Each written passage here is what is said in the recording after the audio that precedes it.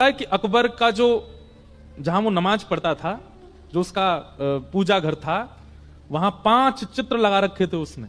उसमें एक स्वामी श्री हरदास जी का जो चित्र मिलता है ना, हाथ में वीणा लेकर के, एक तारा लेकर के और जो बैठे, वो चित्र अकबर ने ही बनवाया था।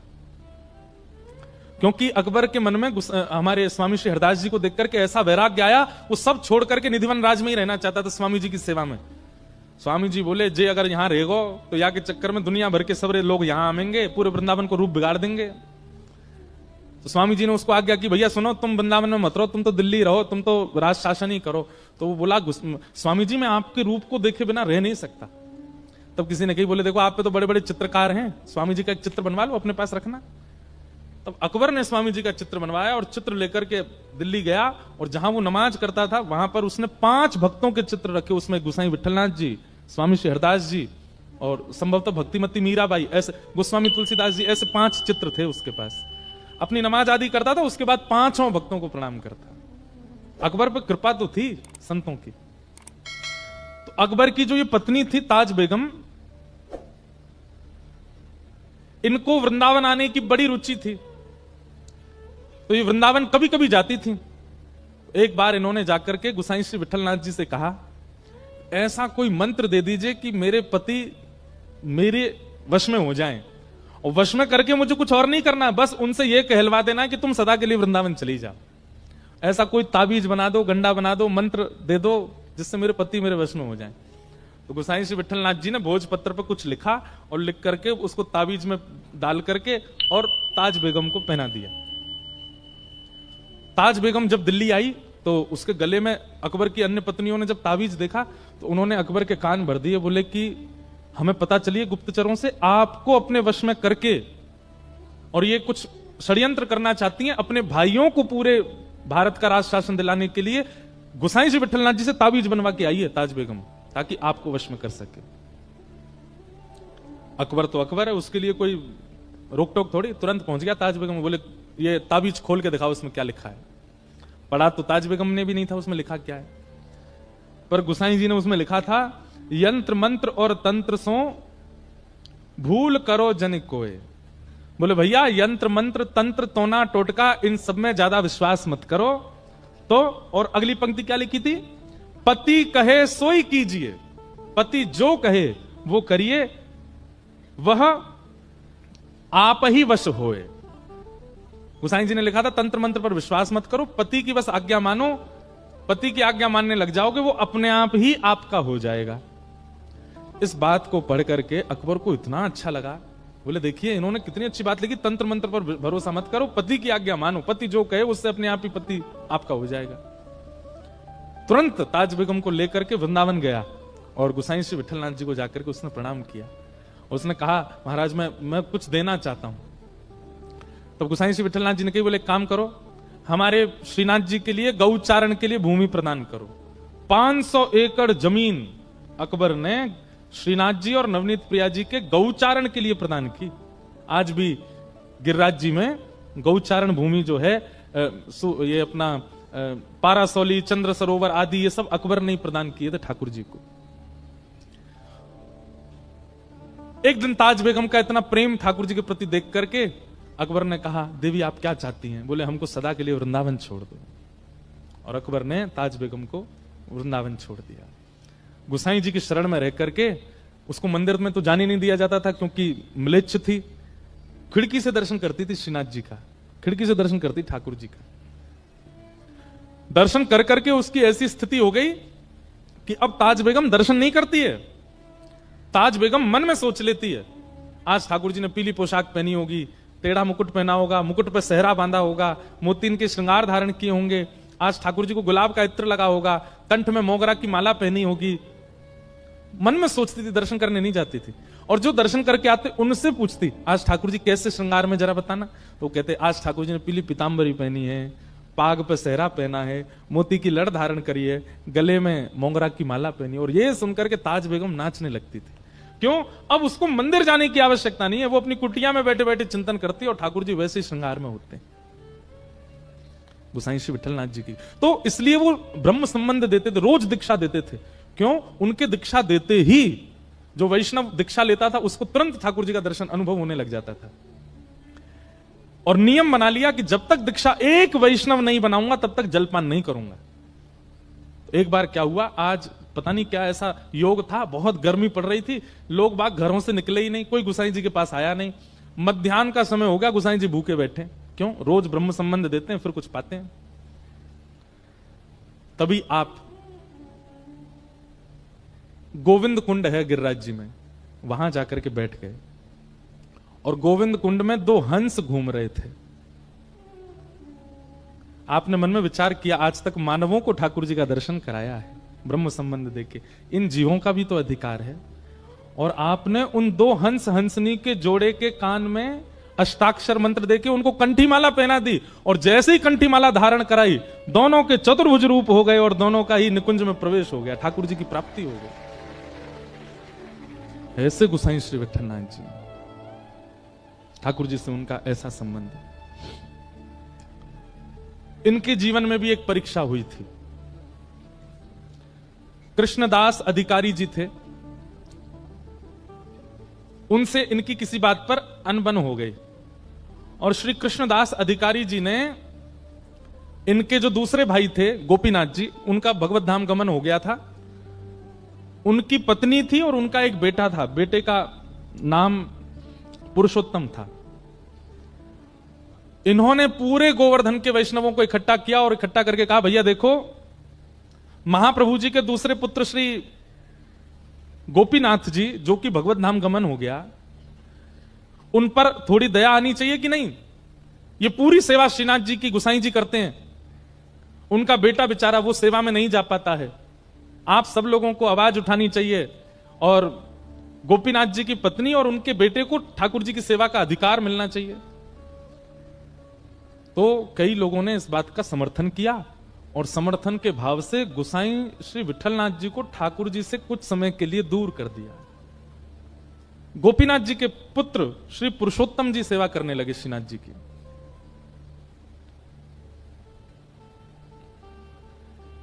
सेवा से दूर किया, गुसाई श्री विठलनाथ जी उसमें राजी थे, कोई बात नहीं। लेकिन कृष्णदास अधिकारी जी ने यह नियम बना दिया कि आप मंदिर ही नहीं आओगे, ठाकुर जी का दर्शन भी नहीं करोगे। अच्छा, ये सब लीला श्रीनाथ जी ने ही प्रकट की थी। हमने एक बात कही ना, ठाकुर जी सीधो सीधो तो कछु चलन देंगे ही नहीं, कछु ना कछु परीक्षा तो सबकी कराते ही कराते हैं।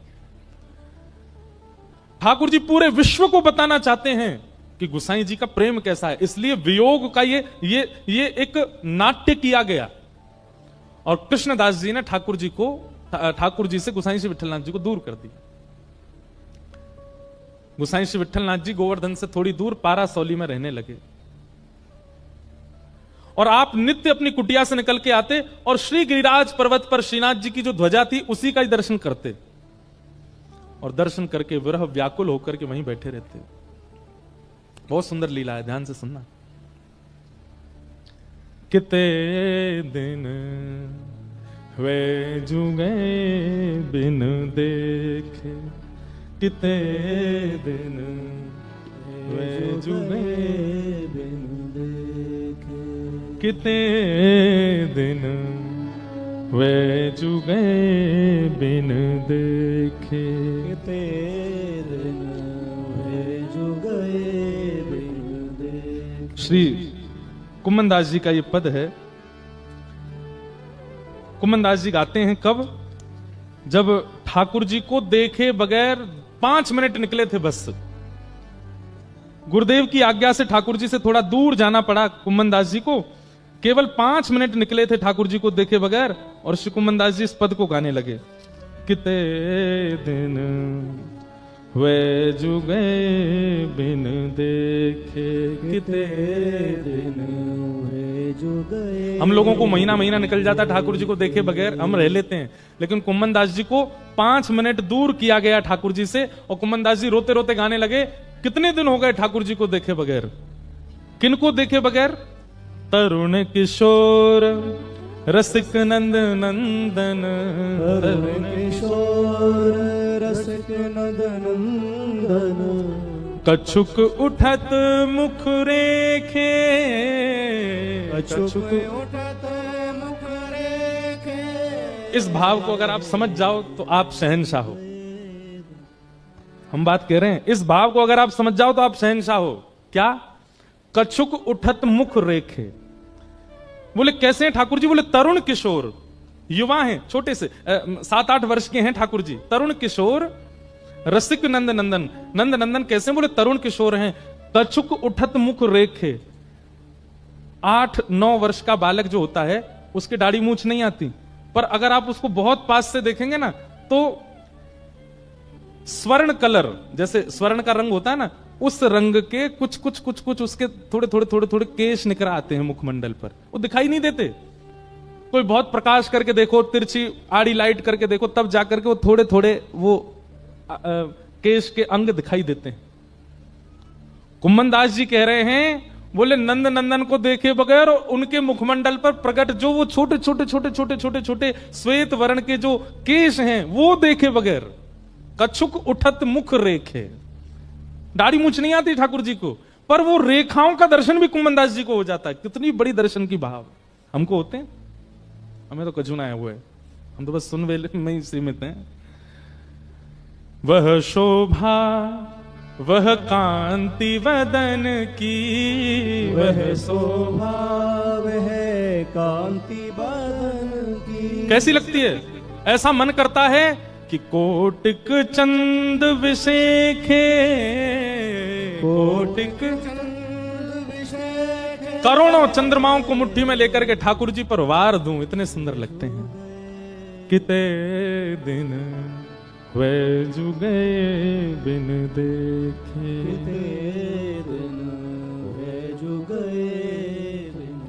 तो गोसाई श्री विठलनाथ जी ठाकुर जी से दूर कर दिए। गोसाई जी दूर से ही ठाकुर जी की ध्वजा का दर्शन करते हैं। लेकिन ऐसा नहीं है कि विरह केवल भक्त को होता है, विरह ठाकुर जी को भी होता है। बात केवल इतनी है कि भक्त अपना विरह गा के सुना देता है, ठाकुर जी कैसे सुनाए? परंतु एकमात्र श्री गोसाई विठलनाथ जी हैं जिनके लिए ठाकुर जी ने अपना विरह प्रकट कर दिया। कैसे? श्रीनाथ जी में आज भी 100 पान का भोग रोज लगता है ठाकुर जी। कितने पान? 100 बीड़ा पाते हैं ठाकुर जी। कभी आप श्रीनाथ जी जाएंगे तो श्रीनाथ जी तो अभी 500 300 350 400 साल पहले चले गए नाथ द्वार। उससे पहले तो वृंदावन में ही सब लीला करते थे।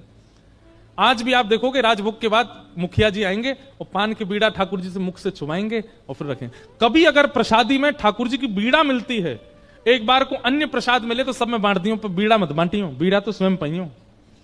क्योंकि बीड़ा समझते हैं ना, पान भोग। एकमात्र बीड़ा भोग ऐसा है जो ठाकुर जी के अधर से छुपाया जाता है। बाकी की सब सामग्री सामने रखी जाती है, पर बीड़ा तो ठाकुर जी के अधर से स्पर्श कराया जाता है।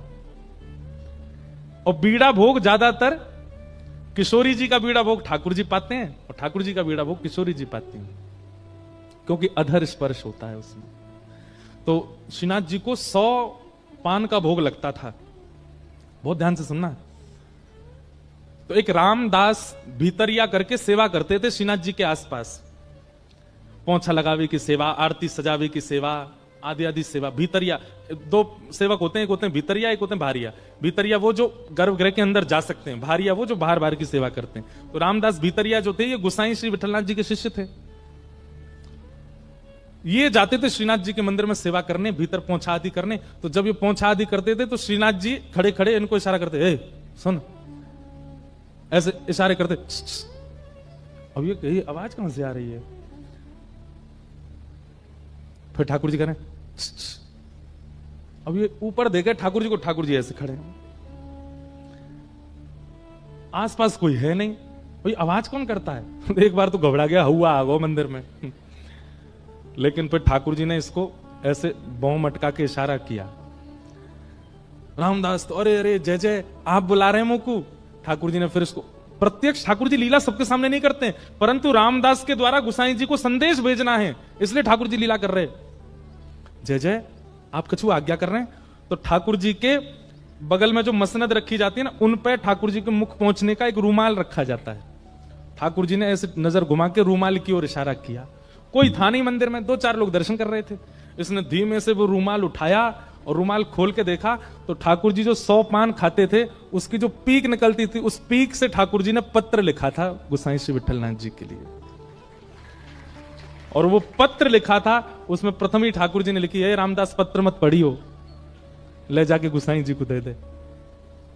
रामदास के तो नेत्र सजल हो गए, ठाकुर जी लीला करते। और रोज रामदास क्या करता, 2 रुमाल रखता, एक तो वहां पधरा देता और एक वहां से उठा के जेब में धर के ले जाता और गोसाई जी के पास जाता। गोसाई जी आज ठाकुर जी ने कृपा के, बोले हाँ प्रसाद भेजा होगा दे दो। नहीं प्रसाद नहीं, आज तो पत्र भेजा है। गोसाई जी ने जैसे ही वो रुमाल खोल करके देखा, ठाकुर जी ने अपनी पीक से जो पान की लाल लाल निकलती वहां से ठाकुर जी ने पत्र लिखा। और उस पत्र में ठाकुर जी अपना प्रेम उद्गार प्रकट करते हैं। और क्या कहते हैं, वो पंक्ति तो मुझे याद नहीं, पर ठाकुर जी ने पत्र लिख करके गोसाई जी से कहा, मेघ तो समय आने पे बरसेगो। मतलब मेघ तो समय आने पे बरसेगो। मेघ हमेशा नहीं बरसते, जब समय आता तब बरसता है। तो मानो गोसाई जी से कह रहे हैं प्रतीक्षा करो, समय जल्दी आएगा जब मेरा प्रेम आप पे बरसेगा। तो गोसाई जी तो गोसाई जी हैं। गोसाई जी ने एक पत्तल पर दूसरा पत्र लिखा और पत्र लिख करके रामदास से बोले जाओ ठाकुर जी को दे दो। और गोसाई जी ने क्या लिखा, बोले मेघ तो समय आने पे बरसेगा, पर चातक पक्षी जानते हैं नाम, एक तो आजकल लोग जानते नहीं, इतनी व्याख्या करनी पड़ती है। चातक पक्षी जो होता है वो पूरे साल प्यासा रहता है। उसका नियम है वो नदी का पानी नहीं पिएगा, वो पोखर तालाब का पानी नहीं पीता। चातक पक्षी जो होता है वो पहली वर्षा होती है और उसका जब बिंदु गिरता है उसी का जल पीता है, उसको कहते हैं चातक। और चातक पक्षी का नियम होता है वो चहकता कैसे है, प्यासा हूं प्यासा हूं। जो पहाड़ों में रहते हैं, हिमाचल के लोग होंगे, कश्मीर, उनको चातक पक्षी की आवाज आती होगी सुबह, प्यासा हूं, वो ऐसे ही बोलता है। तो ठाकुर जी ने पत्र लिख करके भेजा, मेघ तो समय आने पे बरसेगा। गोसाई जी ने पत्र लिख करके भेजा, मेघ तो समय आने पे बरसेगा, पर चातक अपनी पुकार क्यों छोड़े, चातक तो पुकारेगा। मेघ चाहे जब बरसे, पर चातक है, प्यासा हूं प्यासा हूं प्यासा हूं, ये तो गाएगा ना। श्याम घन कब बरसे गो आए, श्याम घन कब बरसे गो।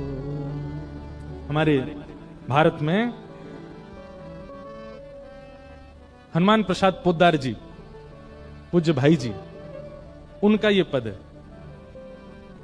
सब लोग बहुत ध्यान से सुनो, बहुत अच्छा पद है। अब हम बस ये पद गा करके फिर कथा को विश्राम देंगे।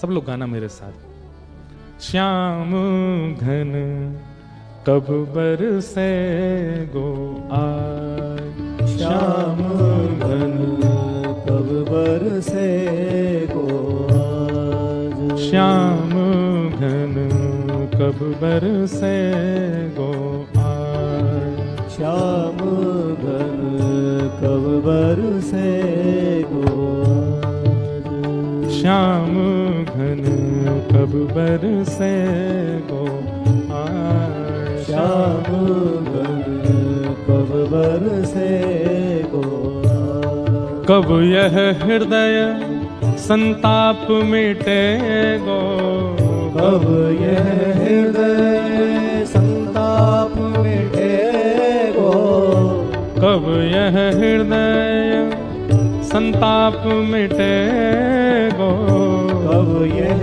हृदय संताप मिटे गो, विरह निदाग निसाए, विरह निदाग निसाए, श्याम घन कब बरसे गो आए, श्याम घन कब बरसे गो आज, हे श्याम घन कब बरसे गो आए, श्याम घन कब बरसे गो आज, कब मन मन मयूर नचे गो, कब मम मन मयूर नचे गो, मयूर कब नाचता है, जब बादल बरसते हैं। कब मम मन मयूर नचे गो, कब मम मन मयूर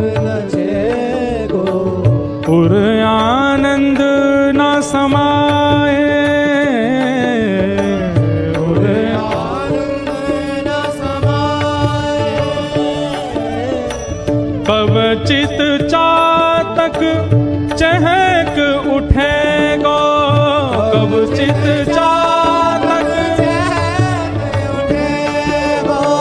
कब चित चातक चहक उठेगो, चित चातक चहक उठेगो। श्याम प्रेम जल पाए पाए, श्याम प्रेम जल पाए, श्याम घन कब बरसे हो आए, श्याम घन कब बरसे हो हे श्याम घन कब बरसे हो आए, श्याम घन कब बरसे हो। श्याम मिलन बिन कछु नहीं भावे, श्याम मिलन बिन कछु नहीं भावे, कछु नहीं मोहे समा, हाँ कछु नहीं मोहे सुहावे, हाँ कछु नहीं मोहे सुहावे। श्याम मिलन रस ही साचो रस, श्याम मिलन रस ही साचो रस, जीवन में रस समाए श्याम घन, जीवन रस रस समाए श्याम घन, जीवन रस सो समाए श्याम घन, जीवन रस सो समाए श्याम घन कब बरसे हो आए, श्याम घन कब बरसे हो। हे श्याम घन कब बरसे हो ओ श्याम कब बरसे हो। ओ श्याम घन कब बरसे हो आए, श्याम घन कब बरसे और महीनों के लिए ठाकुर जी से दूर कर दिया गोसाई जी को। पर एक दिन अकबर को यह बात पता चली कि हमारे प्रिय श्री गोसाई जी को उनके ठाकुर की सेवा से दूर कर दिया कृष्णदास ने, तो अकबर ने अपनी सेना भेज करके कृष्णदास जी को कारागृह में डाल दिया। गोसाई जी को फिर से सेवा मिल गई, परंतु गोसाई जी सेवा में तो आ गए, पर उन्होंने प्रण दिया जब तक कृष्णदास मुक्त नहीं किए जाएंगे तब तक हम अन्न जल ग्रहण नहीं करेंगे। अन्न सन पे बैठ गए। कृष्णदास जी मुक्त हुए। कृष्णदास जी को जब ये बात पता चली कि गोसाई जी को मैंने दूर किया ठाकुर जी से, और ये ऐसे प्रेमी कि मैं कारागृह में गया तो इन्होंने अन्न जल का त्याग कर दिया। कृष्णदास जी ने बहुत प्रार्थना करके क्षमा मांगी गोसाई जी से। गोसाई जी बोले नहीं, मुझे सब पता है, ये ठाकुर जी की लीला है, इन्हें बहुत ज्यादा पास कोई रहवे लग जाए तो इनको मन करे यार दूर करो, या कि प्रेम की बथा ने पहचानो कैसो है। ये मेरे प्रेम की परीक्षा ले रहे थे, मैं जानू ये तुम्हारे मन की इच्छा नहीं थी, ये इनकी इच्छा थी। लाला बड़ो नटखट है हमारो, ऐसे गोसाई जी की। फिर बाद में ऐसी लीला आती है कि कृष्णदास जी को इसका दंड मिला। एक भक्त को ठाकुर जी से दूर किया और दंड क्या मिला कि सुबह सुबह जल भरने के लिए कुआं में गए और पांव फिसल गए और कुआं में गिर के उनकी मृत्यु हुई। परम भागवत कृष्णदास, जिनका एक प्रसिद्ध पद में गाता हूं, मेरो मन गिरधर छवि पे अटक्यो, ये पद कृष्णदास जी का ही है। ऐसे परम भागवत की ऐसी अधोगति, कुआं में गिर के प्राण निकलना। अब तो पूरे ब्रजमंडल में हल्ला मच गो, बोले कहा कृष्णदास भूत बन गो है। ब्रजवासी बड़े भोले हो, मैं सब ने हल्ला मचा दिया, बोले कृष्णदास कुआं में गिर के मरो, भूत बन गो है।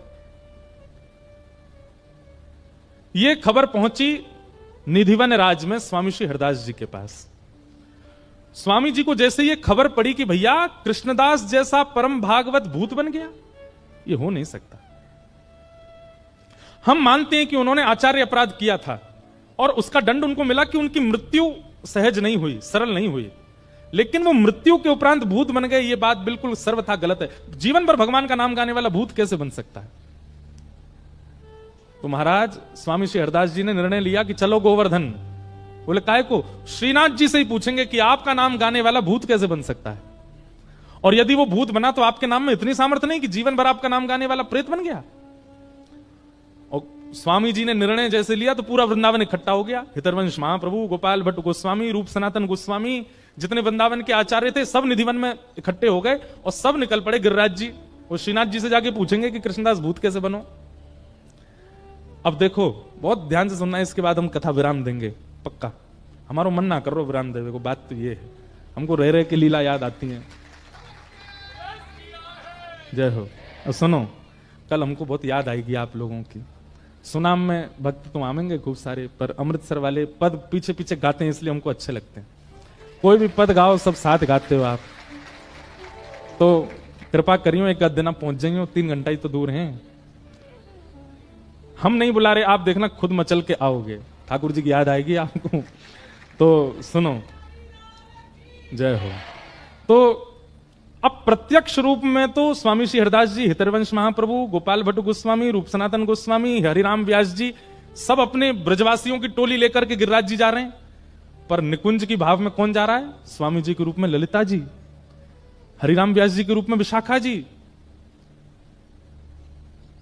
गोपाल भट्ट गोस्वामी जी के रूप में गुणमंजरी, रूप मंजरी, ये सारी सखियां ही तो जा रही हैं ठाकुर जी से लड़वे।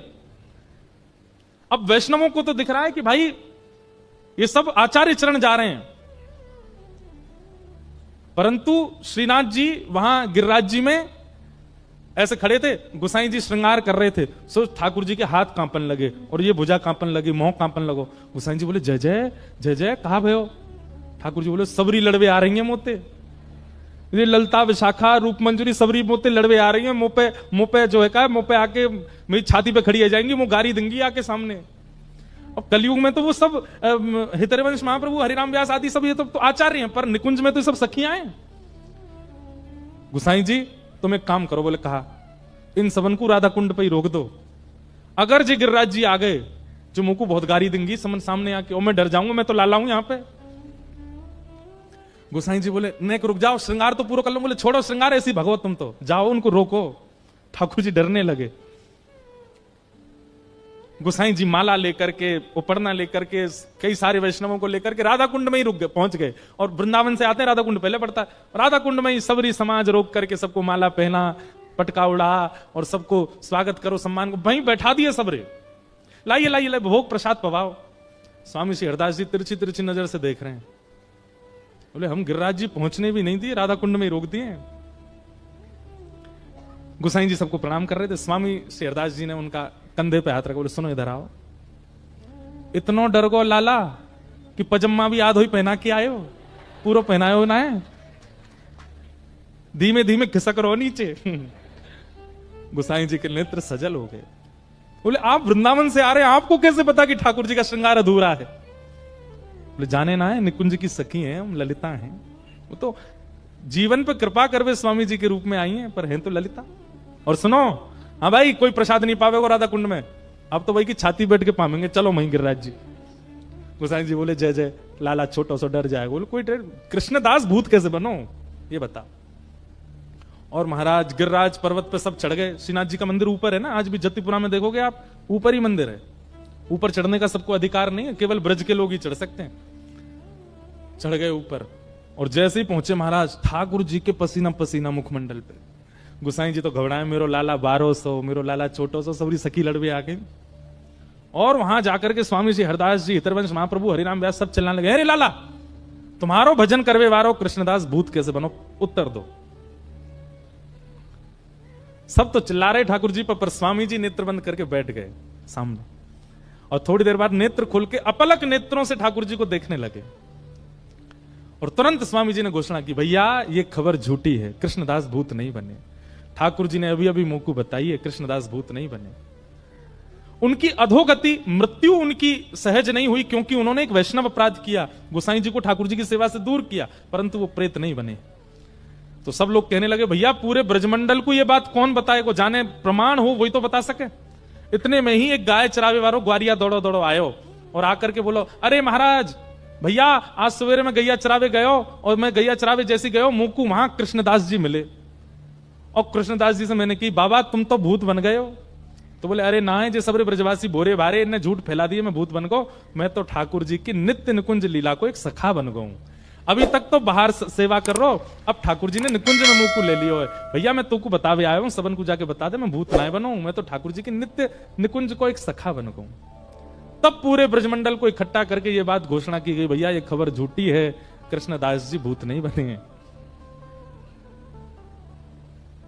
गुसाई जी के पास जाके स्वामी शेरदास जी बोले, या हमारे आए हम गिरिराज जी, अगर हम नहीं आते तो ये बात फैली ही रहती कि कृष्णदास जी भूत बने, हमारे भय के कारण। और धीमे से कान में कह गए, भूत बन भी गए होगा तो हमारे कारण भूत योनि ते निवृत्त है के सखी योनि में चलो, ठाकुर जी की नित्य लीला में प्रवेश करो, या हमारे आए हम गिरिराज जी। ऐसी मधुर लीला श्री गोवर्धन में हुई। ऐसे श्री गुसाई विठलनाथ जी को हम प्रणाम करते हैं, वंदन करते हैं, नमन करते हैं। बोलो वृंदावन बिहारी लाल की जय, श्री राधारमण लाल की जय, श्रीनाथ प्यारे की जय, सब संतन की हरिहर मिलन महोत्सव की जय जय श्री राधे। आज इस भक्त चरित्र का हम भाव श्री ठाकुर जी के चरणों में अर्पित करते हैं। बहुत आनंद मिला। विगत 7 दिनों में श्री हरिहर मिलन महोत्सव महादेव के चरणों में कहने सुनने का अवसर प्राप्त हुआ। यह हमारा सौभाग्य है। महादेव से बस यही प्रार्थना है कि हे महादेव आप कृपा कीजिएगा, हम सदा ऐसे ही ठाकुर जी के प्रिय बने रहें, ठाकुर जी के जनों के प्रिय बने रहें। शिव कैलाशों के वस भोली धारों के राजा, शंकर संकट हरना। शिव कैलाशों के वासी गौरी धारों के राजा, शंकर संकट हरना। शिव कैलाशों के वासी भोली धारों के राजा, शंकर संकट हरना। शिव कैलाशों के वासी भोली धारों के राजा, शंकर संकट हरना। ओम नमः शिवाय, ओम नमः शिवाय। गाइए सब लोग। शिवाय, ओम नमः शिवाय। ओम गोपेश्वराय, श्री गोपेश्वराय। ओम गोपेश्वराय, श्री गोपेश्वराय। शिव केदारेश्वराय, शिव केदारेश्वराय। शिव केदारेश्वराय, शिव केदारेश्वराय। शंकर संकट हरना, शंकर संकट हरना।